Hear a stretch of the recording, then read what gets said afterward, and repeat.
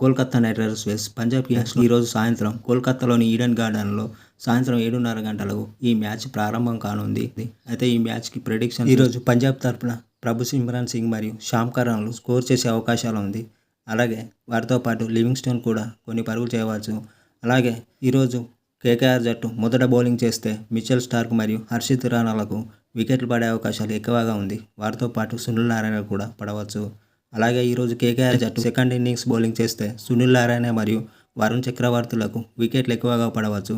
అలాగే Mitchell Starc మరియు హర్షిత్ రాణాలకు కూడా వికెట్లు పడవచ్చు. అలాగే ఈరోజు పంజాబ్ జట్టు మొదట బౌలింగ్ చేస్తే హర్షద్ పటేల్ మరియు హర్షదీప్ సింగ్లకు వికెట్లు ఎక్కువగా పడవచ్చు. అలాగే వారితో పాటు కగిసో రబాడా మరియు శ్యామ్ కరణ్లకు తలో వికెట్ పడవచ్చు. అలాగే ఈరోజు పంజాబ్ జట్టు సెకండ్ ఇన్నింగ్స్ బౌలింగ్ చేస్తే కగిసో రబాడా మరియు శ్యామ్ కరణ్లకు ఎక్కువగా వికెట్లు పడవచ్చు. అలాగే లివింగ్స్టోన్ మరియు రాహుల్ చహార్కు తలో వికెట్ పడవచ్చు.